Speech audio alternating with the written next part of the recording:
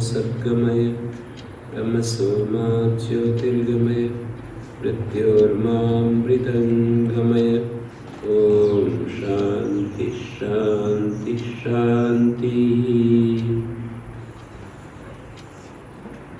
रविवार ये सत्संग की ये 42वीं कक्षा है।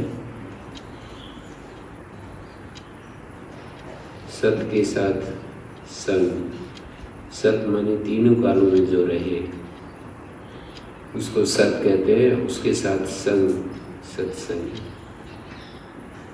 असत के साथ हम सदा नहीं रह सकते, सत के साथ सदा रह सकते। जैसे कोई व्यक्ति क्रोध में 24 घंटा नहीं रह सकता पर शांति में सदा रह सकता है। क्रोध असत है, शांति सत है। कोई व्यक्ति इसी तरह से इस श्रृंखला को बहुत लंबा करके देखा जा सकता है। कोई व्यक्ति हिंसा में 24 घंटे, 1 मास, 1 वर्ष नहीं रह सकता है। बीच बीच में उसको अहिंसा, प्रेम, दूसरों का सहयोग, चाहे वो किन्हीं लोगों का, सीमित लोगों का ही सही, पर बीच बीच में अवश्य उसको इस भाव से भी गुजरना होता है। जैसे जो बहुत ही चोर, डाकू, जिसको हम उग्रवादी कहते हैं, आदमी को मारते हुए गाजर मूली की तरह काट देते हैं, कुछ भी उनको महसूस नहीं होता है क्या कर रहे हैं। वो व्यक्ति भी अपने बच्चों के साथ जाकर के अलग प्रकार से व्यवहार करते हैं। जिनको वो अपना समझते हैं उनके साथ वो एक अलग भाव में रहते हैं। तो इसका मतलब हिंसा 24 घंटे नहीं रही ना, पर ऐसे उदाहरण मिल जाएंगे इस अस्तित्व में, सब तो नहीं पर ऐसे उदाहरण मिल जाएंगे कि अहिंसा में 24 घंटे, 1 वर्ष, पूरी जिंदगी उन्होंने अहिंसा में गुजार दी। अहिंसा का मतलब प्रेम में गुजार दी, दूसरों का सहयोग करने में गुजार दी, बिना भेदभाव के, बिना पक्षपात के सदा सबका सहयोग करते रहे। ऐसे बहुत सारे मिलेंगे। अब्रह्मचर्य में कोई व्यक्ति हमेशा नहीं रह सकता, ब्रह्मचर्य में सदा रह सकता है। ब्रह्मचर्य सत है, अब्रह्मचर्य असत है। इन 5 यम और नियमों को हम एक एक को पकड़ करके देखें या योग के 8 अंगों को देखें तो उनके ऊपर हम विचार करें तो ये बात अच्छे से समझ में आती है कि सत्य में हम 24 घंटा रह सकते हैं, पूरे महीना भर रह सकते हैं, 1 वर्ष तक रह सकते हैं, लेकिन 24 घंटे हमेशा असत्य में ऐसा नहीं हो सकता है। चोरी में हमेशा नहीं रह सकते, चोरी असत है। अचौर्य, अस्तेय व्रत जो है वो सत है। ऐसे ही परिग्रह के भाव में हमेशा नहीं रह सकते, अपरिग्रह के भाव में सदा रहा जा सकता है। वो भी सबके लिए संभव नहीं, पर जो चाहते हैं कम से कम वो तो रह ही सकते हैं। पर जो ये चाहते हैं कि हम तो हिंसा ही करेंगे, जिनके रोम रोम में हिंसा बसी हुई है, जिनके रोम रोम में असत्य बसा हुआ है, चोरी बसी हुई है, स्वार्थ बसा हुआ है, अब्रह्मचर्य वासनाएं बसी हुई है, परिग्रह बसा हुआ है, वो व्यक्ति भी इस भाव में हमेशा नहीं रह सकते। तो सत त्रिकाल, तीनों कालों में रहने वाले को सत कहा जाता है, और जो कभी रहे कभी ना रहे उसको असत कहते हैं। असत का मतलब जो कभी है कभी नहीं है, उस असत की हम परिभाषा ये कर रहे हैं कि जो कभी है कभी नहीं है वो असत है।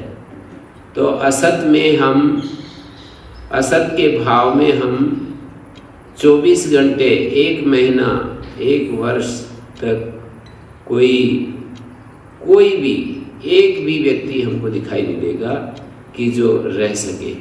तो इसका मतलब ये हुआ कि स्वभाव है हमारा, जीवों का स्वभाव है कि वो सत्य में रहे, और इसलिए प्रयासपूर्वक सत्संग करना होता है। जब हमारी बाह्य प्रकृति या हमारा कोई कुसंस्कार या हमारी अपनी कमजोरी, निर्बलता, स्वार्थ हठ, दुराग्रह जब हमें अपने स्वरूप से बाहर ले जाए, जैसे हम यूँ कहें कि पानी हमेशा ठंडा रह सकता है लेकिन हमेशा गर्म नहीं रह सकता। टेम्परेचर यदि नॉर्मल हो तो पानी का क्या स्वरूप होगा? गर्मी हमेशा ये जो अग्नि हमेशा गर्म रहेगी, चाहे नॉर्मल टेम्परेचर हो चाहे अधिक टेम्परेचर हो तो गर्मी रहेगी। पर पानी का स्वभाव है कि वो ठंडा रहे। पर पानी हम गर्म होगा तो किसी निमित्त से होगा, तो एक निमित्त होता है, एक उसका स्वभाव होता है। तो मैं स्वभाव की बात कर रहा हूँ कि जीव का स्वभाव यह है कि वो हमेशा सत में रहे, सत स्वरूप में रहे, सत के साथ रहे, ये जीव का स्वभाव है। और किसी निमित्त से वो दूसरा भी उसका रूप आ जाता है। निमित्त से का मतलब जैसे किसी संग दोष से, इंद्रिय दोष से, आहार दोष से, इन सब दोषों से इसलिए कहा है कि मनुष्य को सत का संग करना चाहिए, प्रयास पूर्वक जो कारण है, जो निमित्त है, उनसे अपने आप को बचाना चाहिए। एक श्लोक में कहा है कि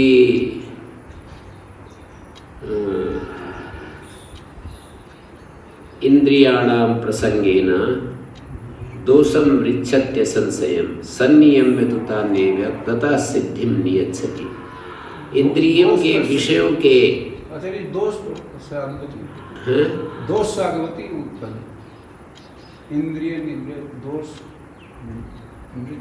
इंद्रियाणाम प्रसंगेन दोषम ऋच्छत्य संशयम ऋच्छत्य संशयम ऋच्छति असंशय निश्चय ही इंद्रियों के प्रसंग से व्यक्ति दोष को प्राप्त होता है। संनियम में तो तान्यव्य, लेकिन उन्हीं इंद्रियों को निग्रह करके, नियंत्रण करके तथा सिद्धिम नियच्छति, तो सिद्धि को प्राप्त करता है। तो इंद्रियों का स्वभाव ऐसा होता है, इंद्रियों का स्वभाव बहिर्मुख है और वे अपने विषय से संतुष्ट होती है। इंद्रिया, मन और बुद्धि, इन तीनों में कामनाएं रहती है और अपनी अपनी इनके विषय होते हैं। मन के भी अपने विषय है और बुद्धि का भी अपना विषय है और इंद्रियों का भी अपना विषय है। बुद्धि को जिसमें स्वार्थ दिखता है, जिसमें लाभ दिखता है, वहाँ बुद्धि झुक जाती है। ऐसे ही मन को, जिसमें मन को लाभ और सुख दिखता है, वहाँ मन झुक जाता है। इंद्रियों को भी जिसमें सुख दिखता है, वहाँ इंद्रियाँ चली जाती है। इंद्रियाणि मनोबुद्धियस्य अधिष्ठानम् उच्यते। इंद्रिया, मन और बुद्धि, ये इस काम के अधिष्ठान है, ये इसके आश्रय है। इंद्रिया, मन, बुद्धि। तीसरे अध्याय में गीता में ये पूछा कि ऐसी कौन सी चीज़ है कि जो हमको ज़बरदस्ती पकड़ करके जैसे किसी को लगा दिया जाता है, ऐसे ही हम पाप में लग जाते हैं। अथ केन प्रयुक्तोऽयं पापं चरति पुरुषा, ये पूछा कौन सी वो चीज़ है कि जिससे ये पाप का आचरण करने लगता है। और उत्तर देते समय यही कहा कि काम एष क्रोध एष रजोगुण समुद्भव, ये कामना है, ये उस काम से काम की पूर्ति में कहीं बाधा आती है तो क्रोध उत्पन्न हो जाता है। काम ऐसा, क्रोध ऐसा, रजोगुण समुद्भव, रजोगुण से जो उत्पन्न होता है और रजोगुण को पैदा करने वाला है। रजोगुण समुद्भव के दो अर्थ होते हैं, रजोगुण को जो पैदा करता है और रजोगुण से उत्पन्न होता है। क्रोध जो होता है रजोगुण से पैदा होता है और फिर रजोगुण को पैदा करता है। कामना भी क्रोध भी दोनों ही रजोगुण से उत्पत्ति है जिसकी, यदि ऐसा समास करें रजोगुण समुद्भव, रजोगुण से समुद्भव है जिसका, रजोगुण से समुद्भव है जिसका ऐसा काम होता है, या रजोगुण को उत्पन्न करने वाला, ये भी रजोगुण समुद्भव का अर्थ है। रजोगुणम समुद्भवती, रजोगुण समुद्भव, रजोगुण को पैदा करने वाला, रजोगुण का समुद्भव, समुद्भव माने उत्पन्न करने वाला। रजोगुण को उत्पन्न करने वाला रजोगुण समुद्भव कहलाता है। रजोगुण को पैदा करता है, चांचल्य को पैदा करता है, क्रिया को पैदा करता है, और जहाँ क्रिया अधिक होती है वहाँ प्रकाश कम हो जाता है या प्रकाश जो है गायब हो जाता है। क्रिया जब बढ़ती है तो प्रकाश हमारा हटता चला जाता है, गायब होता चला जाता है। क्रिया बढ़ती है तो प्रकाश गायब हो जाता है, और प्रकाश बढ़ता है तो क्रिया कम हो जाती है, जड़ता कम हो जाती है। 3 गुणों का ऐसा स्वभाव है। 3 गुण जिसको हम सत्व, रज और तम कहते हैं कि सत्व जब अस्तित्व में आता है तो क्रिया और जड़ता कम हो जाती है। क्रिया जब अस्तित्व में आती है तो प्रकाश और जड़ता कम हो जाती है। जड़ता जब अस्तित्व में आती है तो प्रकाश और क्रिया जो है, इस तरह से इन तीनों का क्रिया जैसे विद्या पढ़ना तो प्रकाश नहीं। मैं ऐसे बोल रहा हूँ कि जब एक गुण तो कभी भी नहीं रहता है, एक गुण कभी भी उसका अस्तित्व हो, ऐसा नहीं होता है कि एक गुण सदा हमेशा वही रहे। दूसरे गुण भी रहते हैं।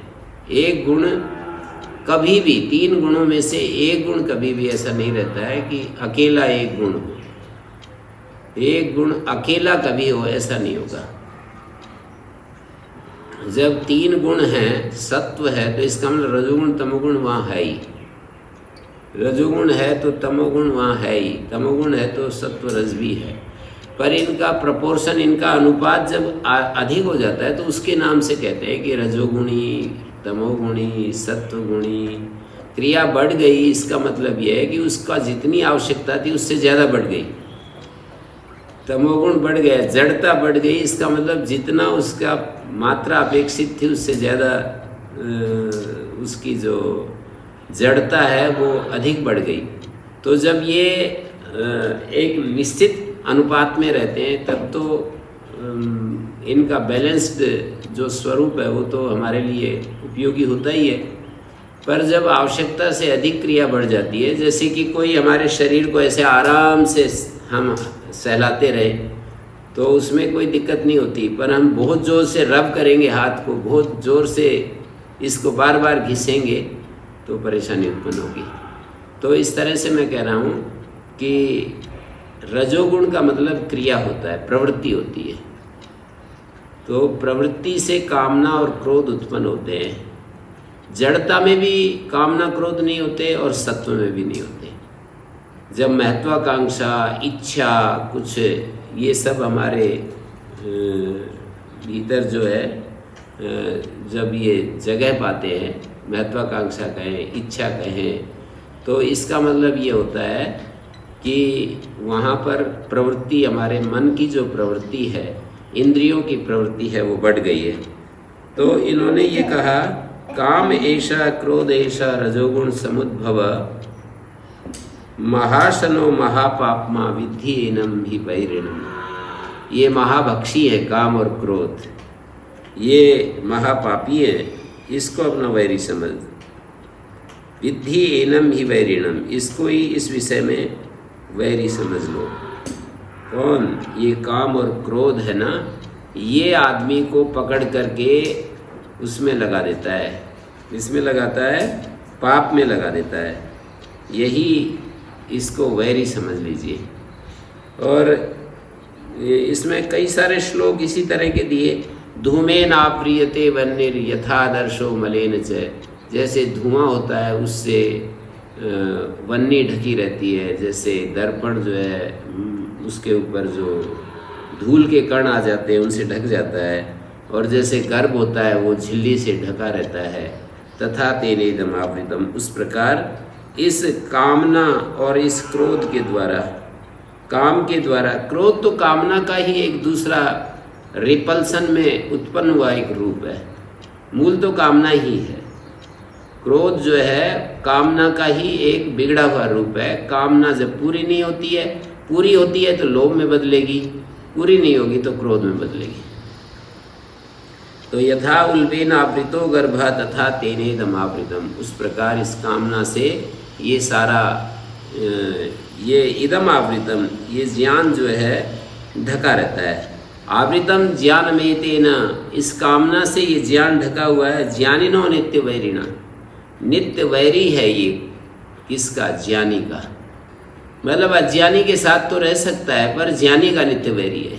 वैरी होता है जो उसके साथ रहने के लिए राजी नहीं है। हम ये कहते हैं भाई इस व्यक्ति के साथ मैं नहीं रह सकता हूँ।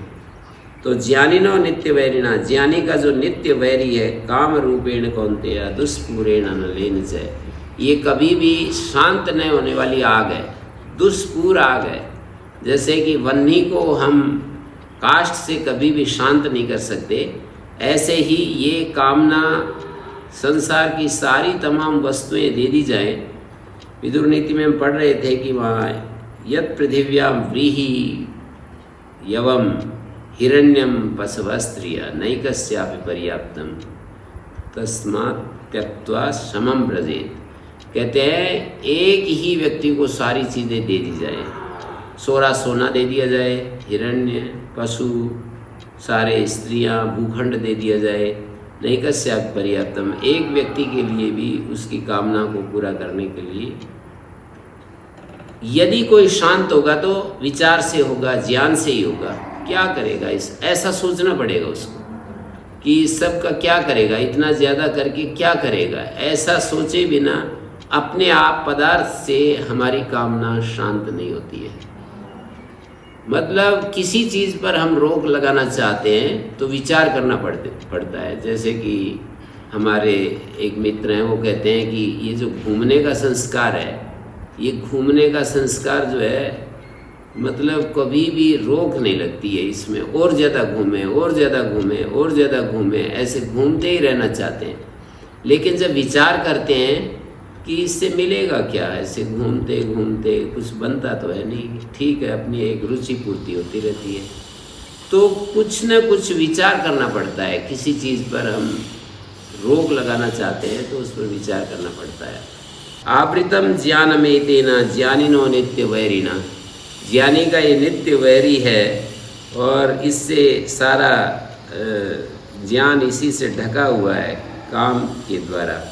इंद्रियाणि, ये बहुत पते की बात कही, इंद्रियाणि मनोबुद्धि अस्य अधिष्ठानमुच्यते एतैर्विमोहयत्येष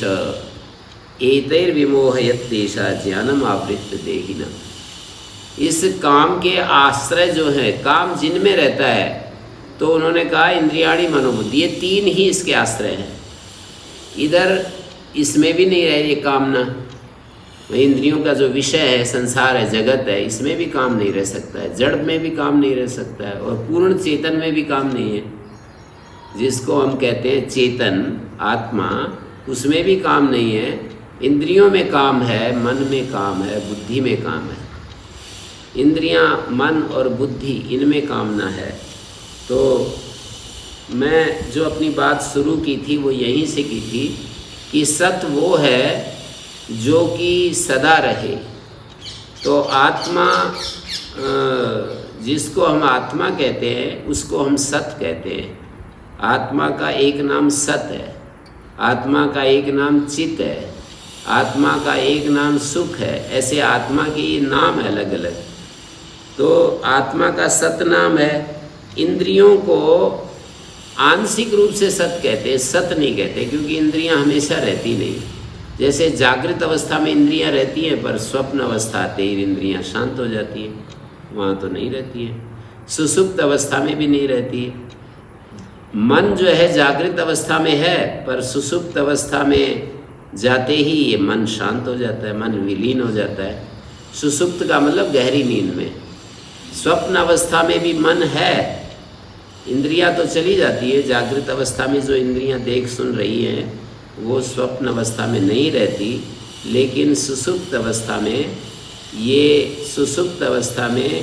ये इंद्रियां भी नहीं रहती, मन भी नहीं रहता, बुद्धि भी नहीं रहती। मन तो रहता है,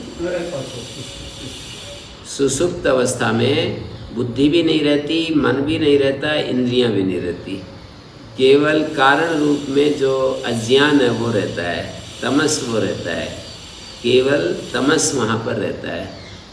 तो तमस के रहते हुए और हम अनुभव नहीं कर पाते उसी समय कि मैं ऐसा, इस समय जैसे हम गहरी नींद में चले जाते हैं तो सारी चीज़ें भूल जाते हैं। और इसीलिए शास्त्र में ये कहा है कि उस समय पिता पिता हो जाता है, माता माता हो जाती है, कोई चंडाल है तो वह चंडाल हो जाता है, कोई ब्रह्म हत्यारा है तो वो ब्रह्म हत्यारा नहीं रहता है उस अवस्था में। मतलब गहरी नींद में उसके सारे जो पाप हैं वो उस समय दिखाई नहीं देते ना, उसको भी नहीं दिखाई देते और किसी को भी नहीं दिखाई देते।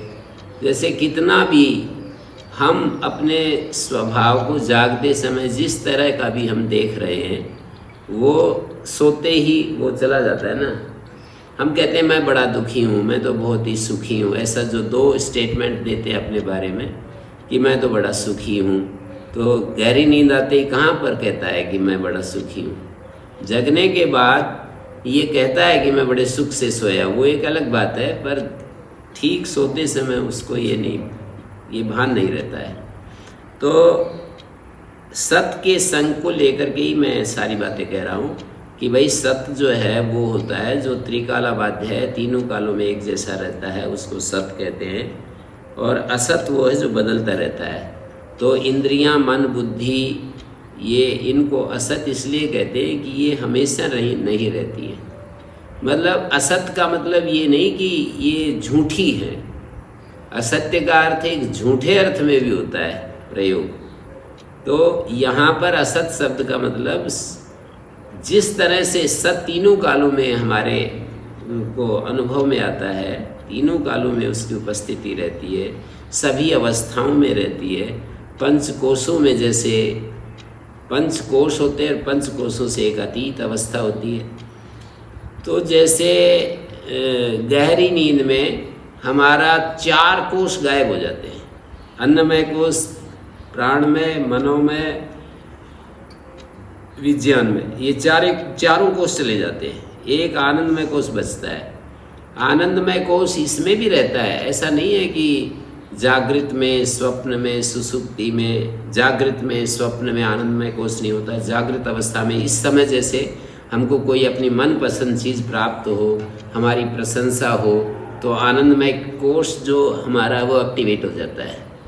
जैसे हमारे अंदर कोई इच्छा होती है तो मनोमय कोश एक्टिवेट हो जाता है।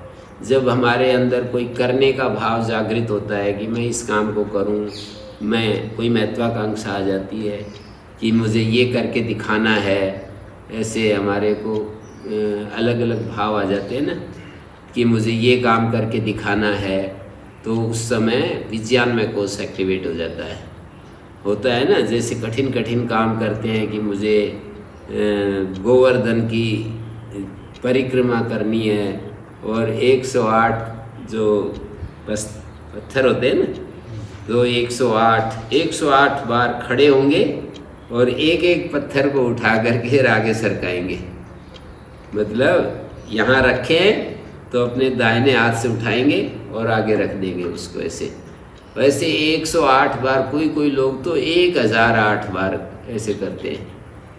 मतलब फिर वहाँ से आगे 1008 बार, फिर उससे आगे 1000, कोई मतलब वो बिरले।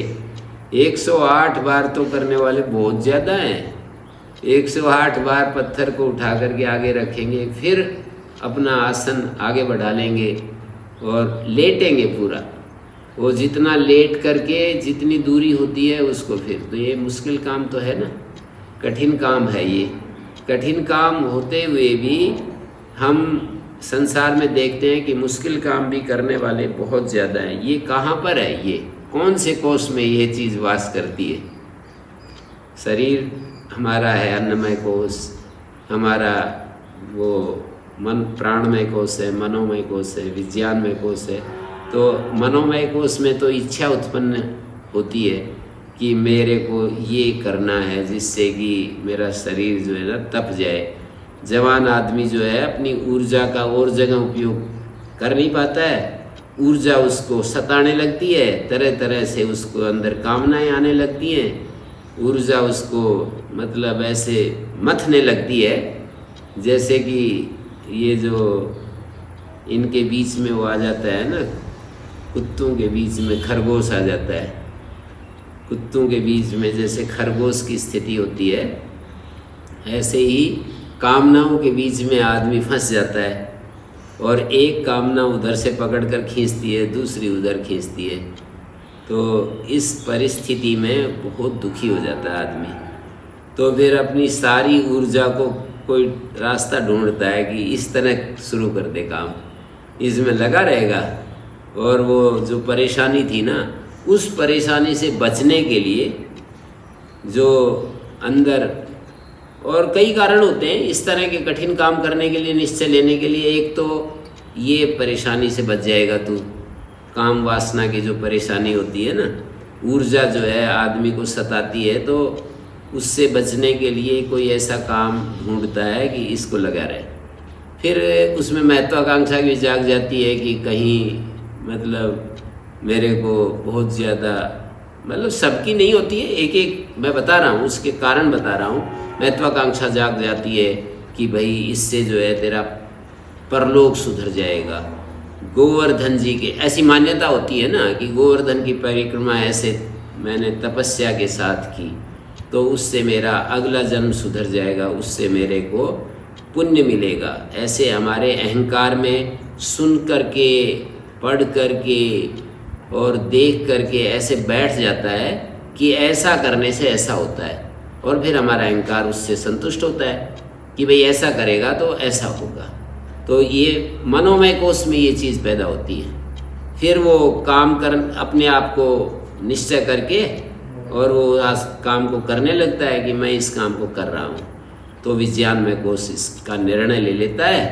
कामना मनोमय कोश में पैदा होती है और विज्ञान में उसका निर्णय ले लेता है, और फिर आदमी का अन्नमय कोश सक्रिय हो जाता है, वो काम करने लगता है। तो ये कोश जो है हमेशा, जैसे पांचों कोश हमेशा नहीं रहते। अन्नमय कोश रहते हुए भी उसका कोई कार्य नहीं है जब वो नींद में होता है, गहरी नींद में आदमी होता है। मनोमय कोश का भी कोई कार्य नहीं होता, और प्राणमय कोश का भी वहाँ पर इस तरह का कार्य नहीं होता। प्राणमय कोश में कर्मेंद्रियाँ आती हैं, कर्मेंद्रियाँ भी शांत हो जाती हैं। प्राण तो चलते रहते हैं, वो एक अलग स्थिति है, पर प्राणमय कोश का जो कार्य है, मतलब वो स्वाभाविक जो कार्य हैं वो तो होते रहते हैं, पर जो प्राण हमारा किसी हमारे संकल्प को पूरा करने में लगता है और कर्मेंद्रियाँ हमारा साथ देती हैं, उसमें नहीं होता है। तो इस तरह से मैं हेर फेर करके, घूम फिर करके मैं ऐसा देख रहा हूँ कि हमारा जो आत्मा है उसको हम सत्य कहते हैं, आत्मा को चित्त कहते हैं, आत्मा को सुख स्वरूप कहते हैं। तो आत्मा के ये सारे रूप हमारे को अनादि काल से अनंत काल तक भी इसका कोई विलोप नहीं होता है। मतलब युक्ति से भी दिखाया जा सकता है और शास्त्र प्रमाण से तो है ही। शास्त्र प्रमाण तो कहता ही है कि आत्मा अजर अमर अविनाशी है, अजन्मा है, कभी जीर्ण नहीं होता, कभी मरता नहीं, कभी ये इसका हमेशा इसका एक रूप ही बना रहता है।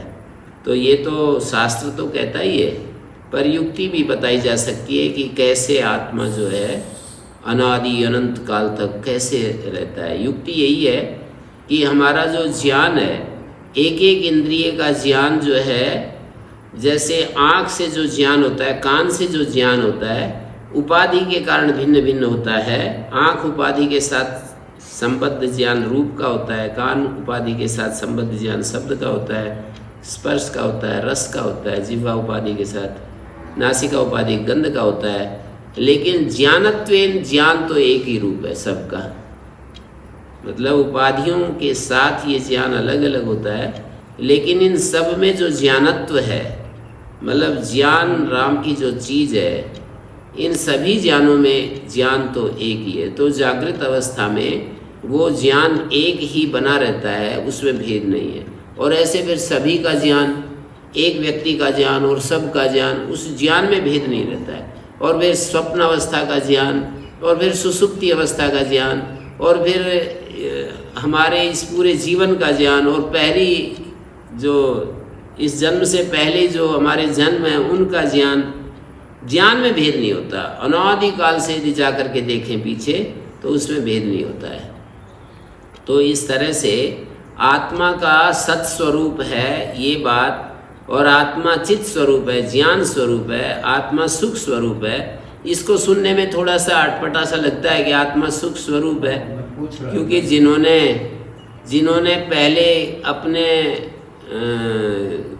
साथियों से या किसी पुस्तकों से ऐसा पढ़ लिया कि आत्मा सत्स्वरूप है, ज्ञान स्वरूप है, तो वो इन बात को दोहराने लगता है।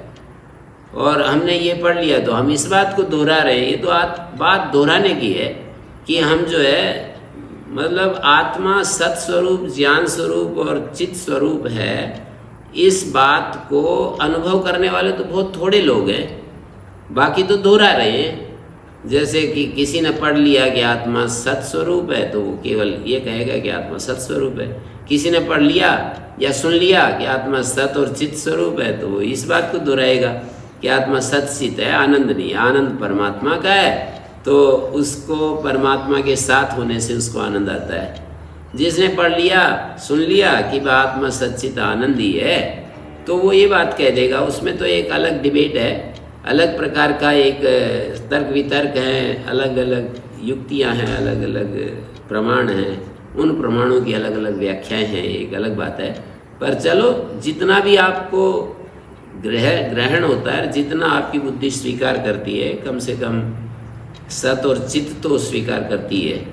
मैं तो यहाँ तक कहता हूँ कि आत्मा को केवल सत ही मानते हैं, चित भी नहीं मानते। ऐसे भी लोग हैं कि आत्मा केवल सत स्वरूप है, बुद्धि तो है, वहाँ पर है तो कहा जा सकता है, पर आत्मा स्वयं ज्ञान स्वरूप नहीं है। फिर बोले कि ये ज्ञान किसको होता है? बोले आत्मा को ही होता है, लेकिन स्वयं ज्ञान स्वरूप नहीं है। आत्मा में उस ज्ञान को उत्पन्न होने की योग्यता है। आत्मा में, जैसे कि इस वस्तु में, ये मैं हाथ में ये वस्तु ले रखी है, इस वस्तु में ज्ञान उत्पन्न नहीं हो सकता किसी भी हालत में।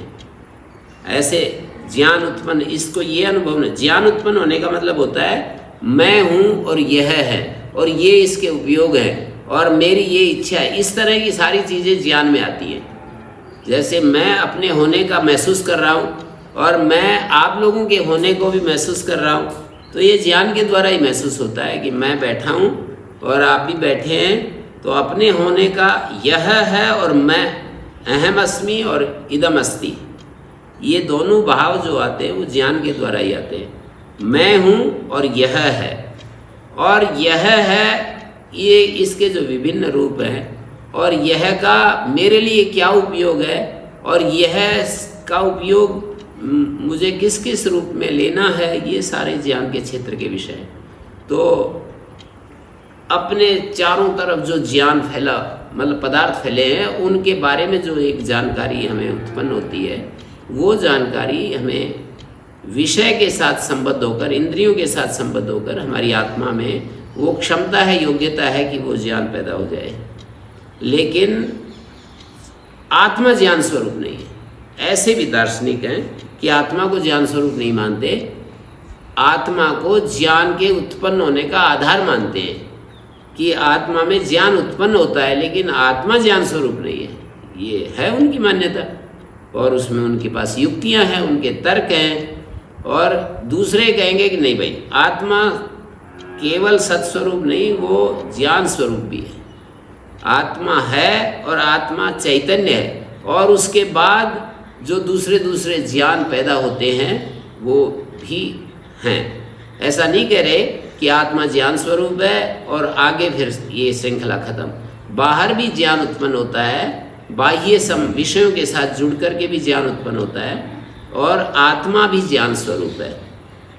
फिर इस तरह से तीसरी धारा में ये बोलेंगे कि आत्मा सत चित सुख स्वरूप है, आत्मा सत स्वरूप है, आत्मा चित स्वरूप है, आत्मा सुख स्वरूप है।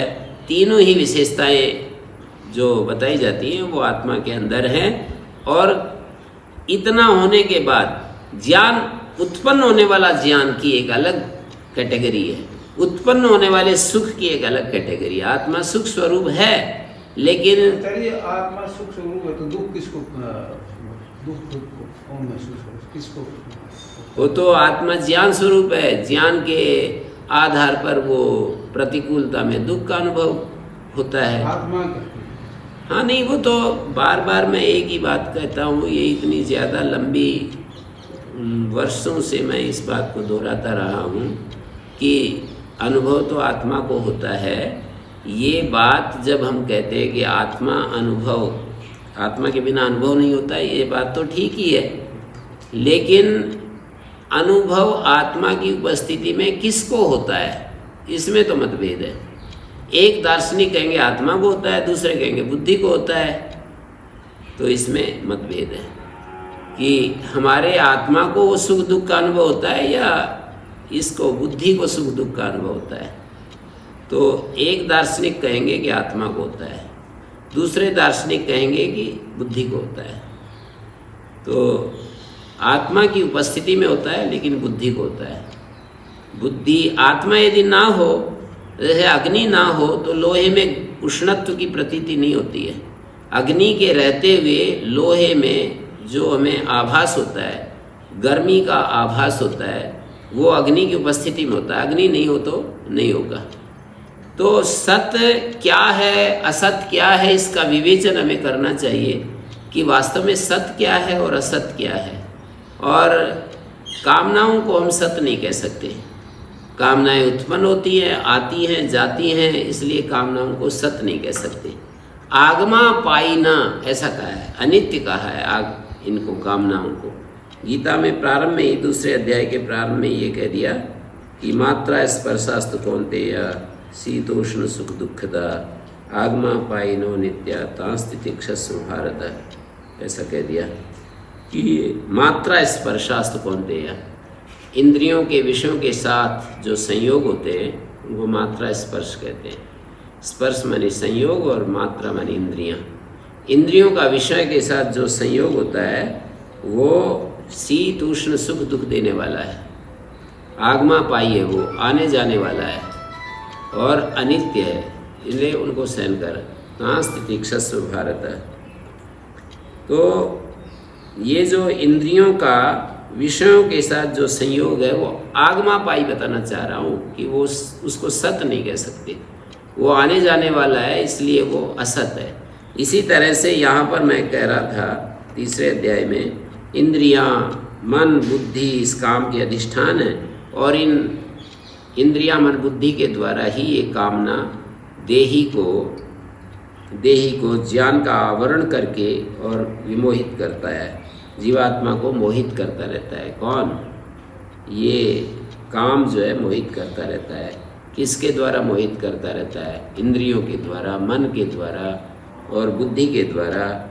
तो क्या करें इस प्रक्रिया में, हम किस तरह से सुलझें? तो कहा कि तस्मात् त्वम इंद्रियाण्यादो नियम्य भर्तृसभा। हे भर्तृश्रेष्ठ, तुम अपनी इंद्रियों को सबसे पहले नियंत्रण करो, अपनी इंद्रियों को अपने वश में करो और इस काम रूपी शत्रु को, जो कि ज्ञान और विज्ञान का नाश कर देता है, उसको, यदि आप इस रास्ते में चलना चाहते हो, इस रास्ते में चलना चाहते हो तो इसका नाश कर दो। इस पाप को हटा दो, अपने अस्तित्व से पाप को हटा दो, इसका नाश कर दो। प्रजही के दो अर्थ हैं। प्रजही ही, तो इसको मतलब हटा दो। प्रजही ही एनम, इसका नाश कर दो। प्रजही जमा ही जमा एनम। प्रजही को यदि जोड़ दें, ओहाक त्यागे का रूप बनेगा। प्रजही ही, इसको हटा दो, इसका त्याग कर दो, या प्रजही मानी इसका नाश कर दो। ज्ञान विज्ञान नाशनम, और इसकी प्रक्रिया बताई फिर कि इसको कैसे हटाएं, कामना को समझ से हटाएं। मतलब एक तो ये तरीके हैं कामना को हटाने के कि किसी अंधाधुंध किसी कठिन काम में अपने आप को लगा दो, पर वो कठिन काम हमेशा होते नहीं हैं। मतलब आदमी 24 घंटा उस कठिन काम को कहाँ करेगा, वो करता रहेगा, बीच में कभी तो उसको फिर फुर्सत मिल ही जाती है। 24 घंटे और 1 महीना और 1 वर्ष और 10 वर्ष 12 वर्ष, कभी न कभी तो फुर्सत मिल ही जाती है उसको। और जब फुर्सत मिलती है तो वो फिर अपना पूरा रंग दिखाती है, कामना पूरा रंग दिखाती है। जब भी फुर्सत मिल जाए तो इन्होंने ये कहा कि समझ का एक रास्ता है जिससे हम इस कामना को हटा सकते हैं। यदि हम हठ के द्वारा, किसी प्रतिज्ञा के द्वारा, किसी हम मतलब किसी प्रदर्शन के द्वारा यदि इसको हम हटाएंगे तो ये सब कारगर नहीं हो पाएंगे ये रास्ते। ये जो मनुस्मृति में भी एक जगह बहुत ही अच्छी बात कही, आजकल उसकी चर्चा करना बहुत ही मुश्किल हो गया। मतलब मनुस्मृति का नाम लेना भी ऐसी परिस्थितियां पैदा कर दी कि उसका नाम लेना भी मुश्किल हो गया है। ये कितना ज्ञान की पुस्तक है, लेकिन उसको नाम लेना भी मुश्किल कर दिया है। मतलब समाज में ऐसी परिस्थितियां पैदा कर दी कि इसका नाम ले लोगे तो ये खतरा से खाली नहीं है। तो उन्होंने ये कहा कि इंद्रियां जो हैं, इंद्रियों को न तथेन्द्रियाणि शक्यन्ते संनियंतुम असेवया विषयेषु प्रजुष्टानि यथा ज्ञानेन नित्यस्य। ये जो इंद्रियां होती हैं, इनको जो विषयों में लगी हुई है, आँख रूप में लगी है, कान शब्द में लगा हुआ है, रसना जो है रस में लगी हुई है, नासिका गंध में लगी हुई, इंद्रियां अपने विषयों में लगी हुई, इंद्रियां अपने अपने विषयों को ग्रहण करने में लगी हुई हैं। इनको काबू करना बहुत मुश्किल काम है। न तथेन्द्रियाणि शक्यन्ते संनियंतुम असेवया। केवल परहेज करने से, केवल प्रतिज्ञा करने से कि मैं इन इंद्रियों के काबू में नहीं आऊँगा, इनके फेर में नहीं पड़ूंगा, ऐसे किसी ने प्रतिज्ञा कर ली, इतने मात्र से इंद्रियों पर कोई नियंत्रण पा ले, ये मुश्किल काम है। ज्ञान के द्वारा तो इन पर काबू पाया जा सकता है, ऐसे कह दिया। यथा ज्ञानेन नित्यस्य, ज्ञान से तो इनको वश में किया जा सकता है, बाकी किसी प्रतिज्ञा से और किसी संकल्प से और किसी उद्देश्य में अपने आप को झोंक देने से, बाह्य उद्देश्य में, मतलब एक आंतरिक उद्देश्य होता है, मुझे अंतर्मुख रहना है, मुझे शांत रहना है, वो एक अलग बात है कि अपने भीतर हम निरंतर एक अपनी ऊर्जा को हम गति दे, बाहर से भीतर ध्यान में लगाएं और निरंतर अपने आप को उस शांत अवस्था में रखें, तो फिर रूपांतरण हो जाता है, इस ऊर्जा का रूपांतरण हो जाता है।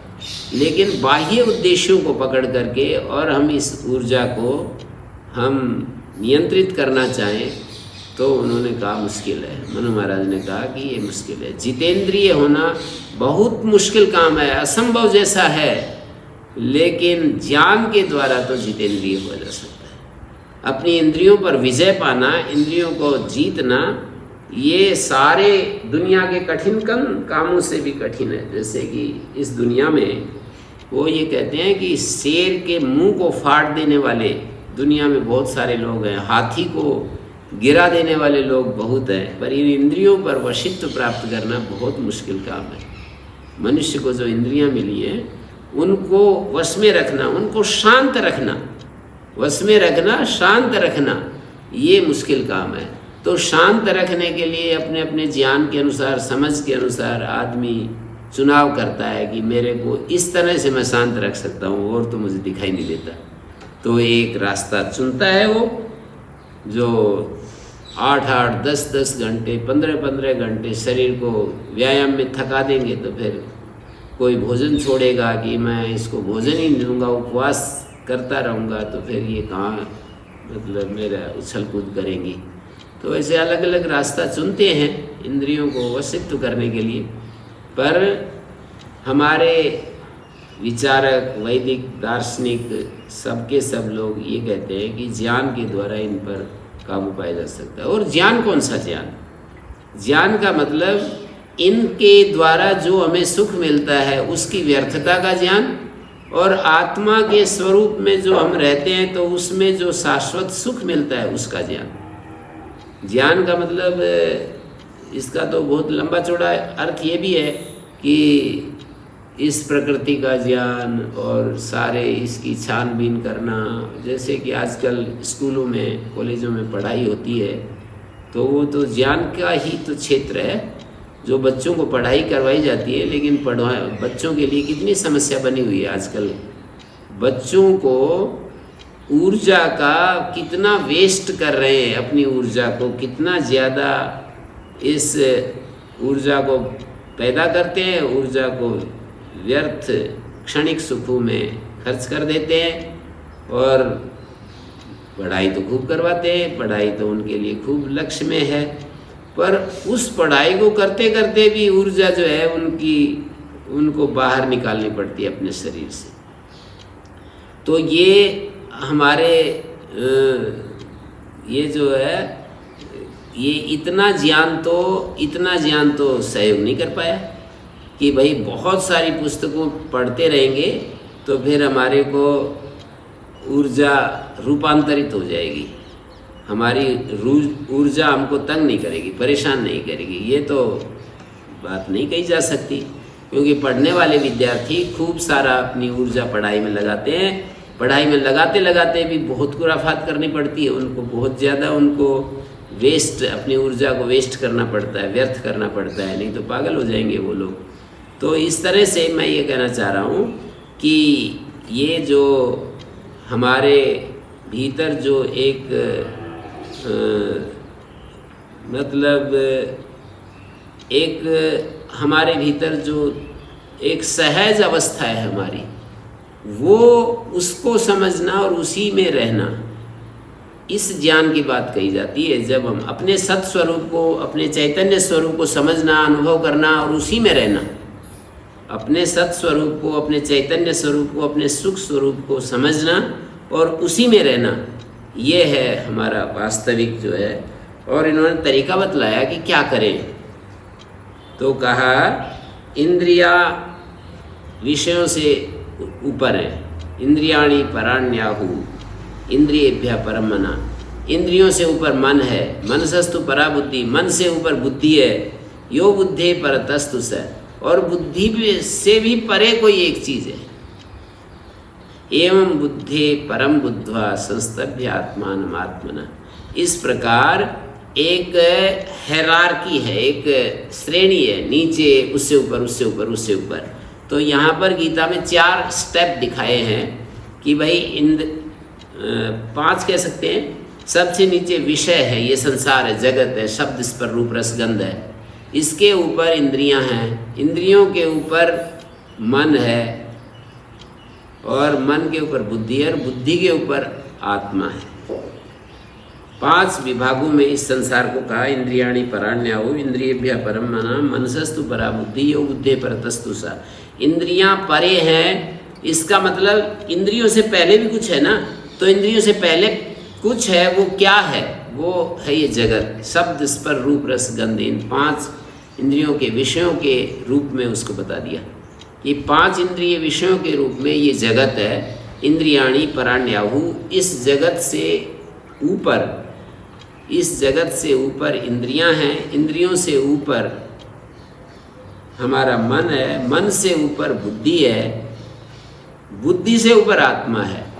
इस श्रृंखला को समझकर, एवं बुद्धे परम बुद्ध्वा, इस श्रृंखला को समझ कर के कि एक सबसे ऊपर आत्मा है, हमारे भीतर एक शांत चेतना है, सतचित आनंद स्वरूप है, उसको हम सच्चित आनंद स्वरूप कहते हैं। बुद्धि से भी परे एक शांत चेतना है, तो उस बुद्धि से परे उस शांत स्वरूप को जानकर संस्तभ्य आत्मानमात्मना, अपने द्वारा अपने को नियंत्रित करें, मतलब अपने उच्च स्वरूप के द्वारा निम्न स्वरूप का नियंत्रण करें। जब तक ये शैली नहीं अपनाई जाएगी, जब तक ये समझ में नहीं आएगा कि उच्च से निम्न का जो नियंत्रण है वो सहज रूप से हो सकता है। हम करते हैं किसी प्रतिज्ञा से, बड़ी वाली चीज़ को हम समझ नहीं पाते, और हम मन के द्वारा मन का नियंत्रण करते, बुद्धि के द्वारा मन का नियंत्रण नहीं करते, मन के द्वारा मन का नियंत्रण करते हैं। बुद्धि के नियंत्रण करने के लिए बुद्धि से भी परे कोई एक और ऐसी व्यापक चीज़ है जिसका स्पर्श होने के बाद बुद्धि शांत हो जाती है, उसका पता नहीं रहता हमें।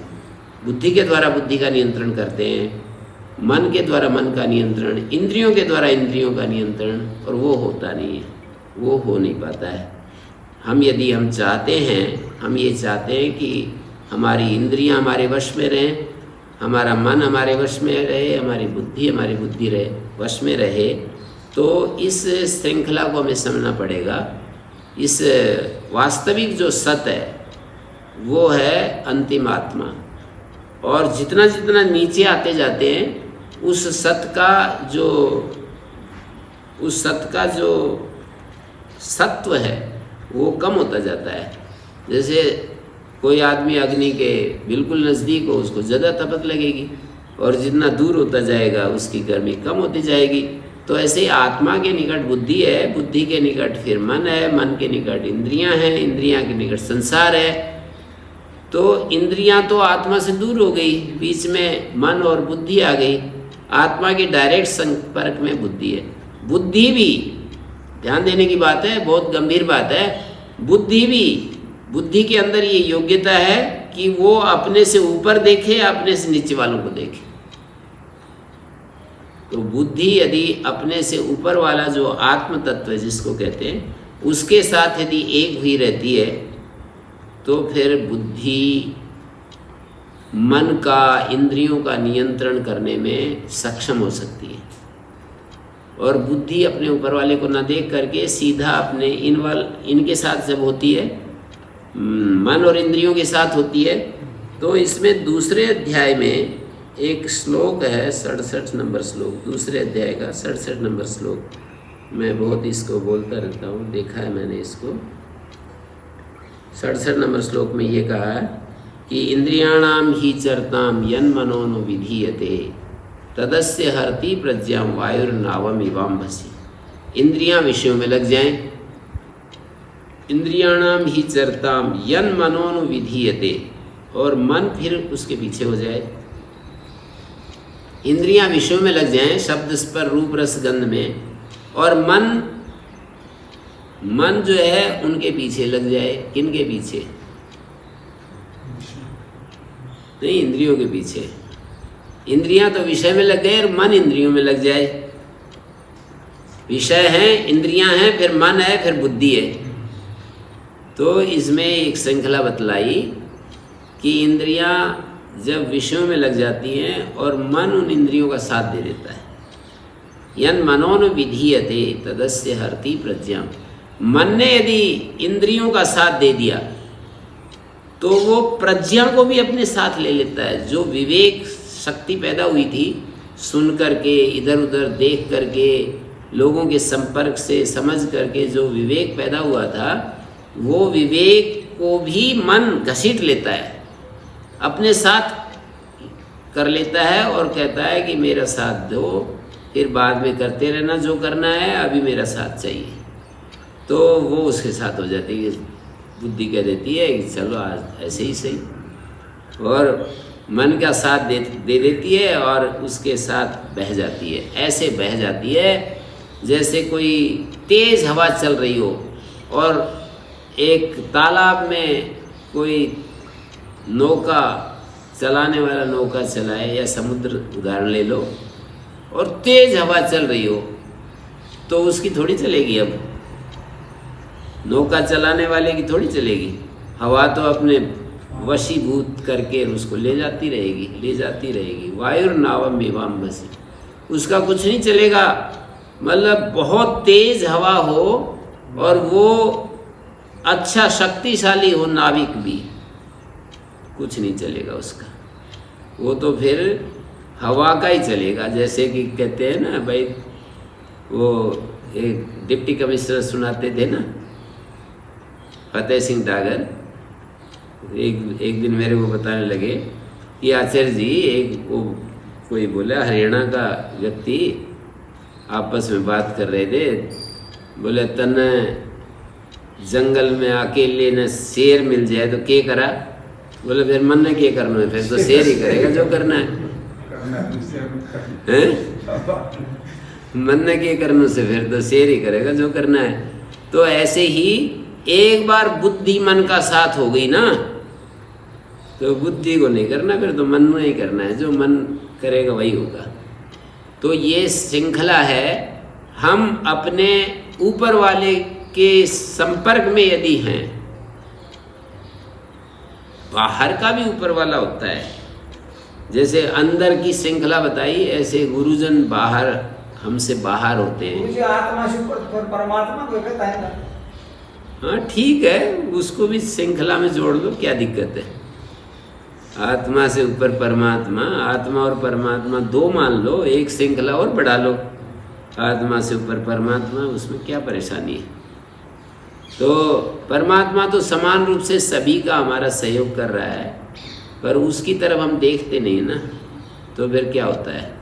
फिर तो यही होता है कि आत्मा भी खिंच जाती है, बुद्धि भी खिंच जाती है, और मन के साथ हो जाती है, और मन इंद्रियों के साथ हो ही चुका। सबसे पहले इंद्रियां विषयों में जाती हैं, और मन इंद्रियों के साथ एक हो जाता है, और फिर मन एक होते ही फिर तो चाहे बुद्धि हो चाहे फिर आत्मा हो, सब एक तरफ हो जाते हैं। आत्मा तो उदासीन है, यदि उसका सहयोग लेंगे तो वो देगा, नहीं लेंगे तो वो तो बिल्कुल एकदम से निरीह निरीक्ष है, प्याऊ वाले की तरह। प्याऊ वाला जैसे पानी पिलाता है ना, तो उसको क्या लेना देना, कोई पानी पिए नहीं पिए, किसी की प्यास है तो पी लो, ना प्यास है तो अपना आगे बढ़ो। तो ऐसे ही हमारा परमात्मा तो सब में समान रूप से सबका भला चाहता है, पर हम उसकी तरफ देखें ही नहीं तो परेशान। ऐसे जो मोही पिता की तरह नहीं है, पिता हमारा परमात्मा परम पिता जो है मोही पिता की तरह नहीं है कि जो अपने पुत्रों के पीछे ऐसे परेशान होता फिरे कि भाई तू नहीं मानेगा तो मैं तो मर जाऊंगा, मैं तो दुखी हो जाऊंगा। क्योंकि वो तो ऐसा होने लगे तो इतने 8 अरब लोग हैं इस धरती पर, परमात्मा को तो फिर बिल्कुल चैन ही नहीं मिलेगा। तो परमात्मा तो इन सब 8 अरब लोगों को छोड़ दिया कि ठीक है तुम जैसा चाहो वैसा करो, पर फल भी तुम्हें ही भोगना पड़ेगा। तुमने यदि गलत कदम उठाया, गलत निर्णय ले लिया, तो उसमें मैं कुछ भी नहीं कर सकता हूँ, मेरे हाथ में भी नहीं है। सर्वशक्तिमान होते हुए भी परमात्मा किसी के अहंकार को चेंज नहीं कर सकता। अहंकार को बदलने के लिए अहंकार को पहले यूं कहना पड़ता है कि परमात्मा मेरे को बचाओ, मेरे बस की बात नहीं है। एक बात भगवान जरूर सुनना चाहता है, परमात्मा ऐसे ही गुरुजन भी एक बात जरूर सुनना चाहते हैं, ज़्यादा नहीं तो कि जी मेरे को बचाओ, मेरे बस की बात नहीं रही। इसके बिना परमात्मा सहयोग करने के लिए राजी नहीं होता। कोई यदि यूँ कह दे भगवान को कि मेरे को बचाओ, मेरे बस की बात नहीं, तो कह रहे कोई बात नहीं, हम साथ खड़े हैं और बचा लेते हैं। भगवान ने कहा तेषाम अहम समुद्धरता मृत्यु संसार सागरात भवामी न चिरात पार्थ मई आवेशित चेतसा। मतलब कोई यूँ कह दे कि मेरे को बचाओ, तो भगवान कह रहे हैं हमारे को कि बस मैं उनका उद्धार कर देता हूँ। मेरे में जिन्होंने मन लगा दिया और ये कह दिया कि भगवान मैं तुम्हारा हूँ और मेरे को बचाओ, मैं उसको डूबते हुए को ऐसे पकड़ कर बाहर कर देता हूँ संसार से, संसार सागर से मैं उसको एक तरफ कर देता हूँ। मई आवेशित चेतसाम, पर मेरे में तो मन लगाना पड़ेगा। इसी बात को श्री अरविंद ने भी कहा कि 2 शक्तियाँ जब मिल जाती हैं तो महान और दुरूह कार्य सिद्ध हो जाता है, जो हमारे प्रयास का विषय बना हुआ है।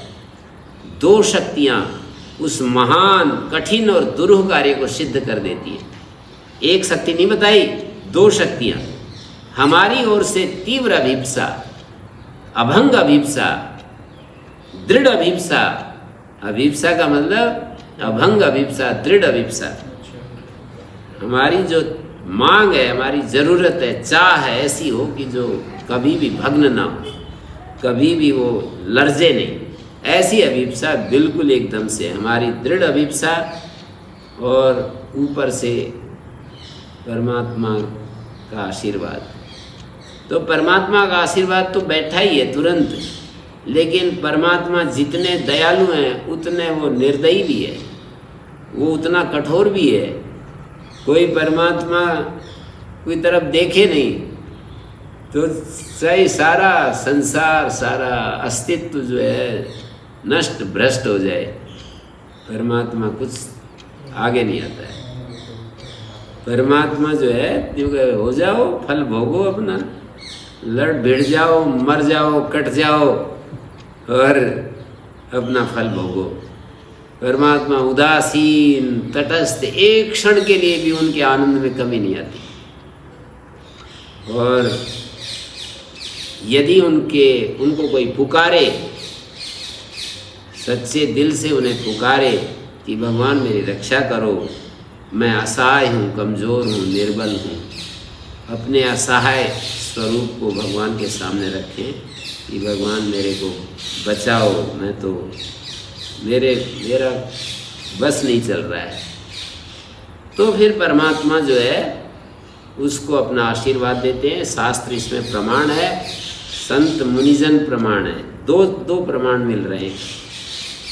शास्त्र प्रमाण है और संत जन भी प्रमाण है कि भाई परमात्मा हमारे को ऐसे मदद करता है, डूबते हुओं को, असहाय लोगों को परमात्मा बचाता है।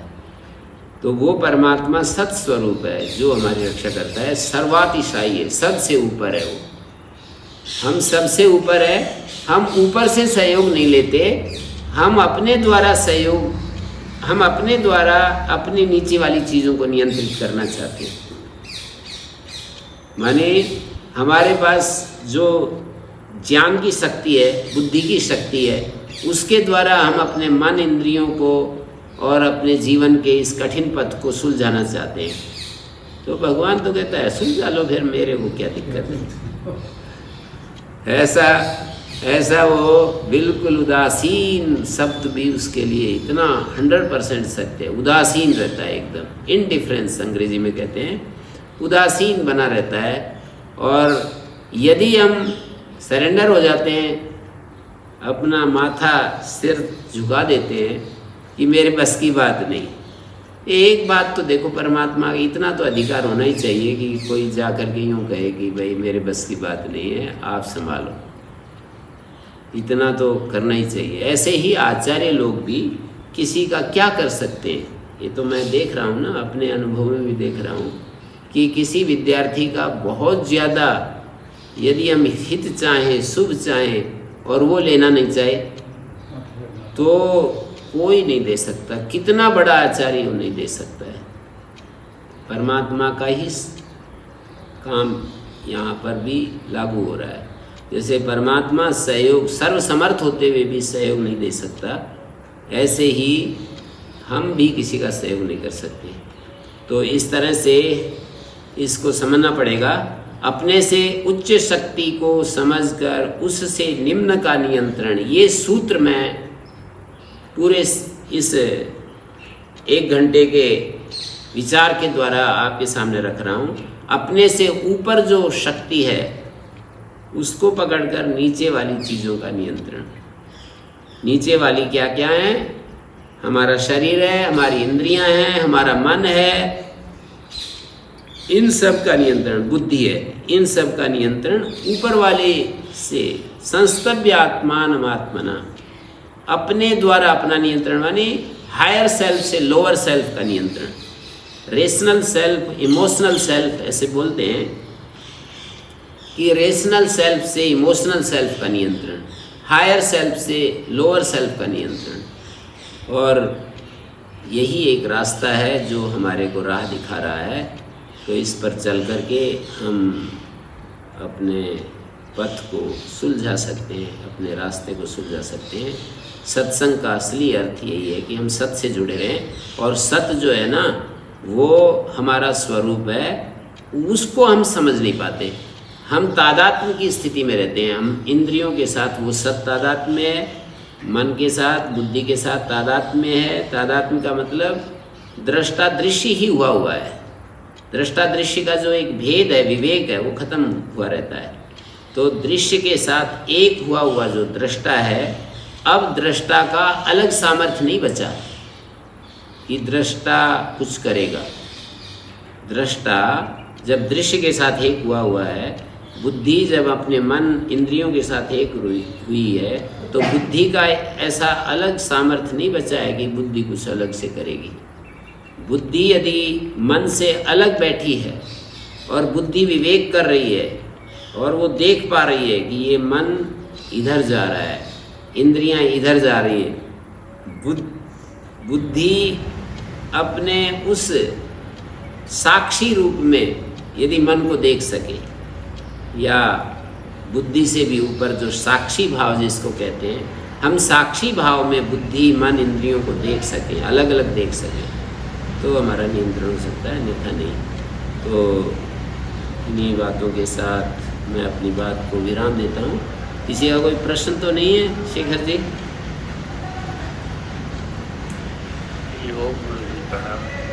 नहीं, कोई प्रश्न तो नहीं है अभी तक तो। ठीक है। ओम शांति शांति शांति।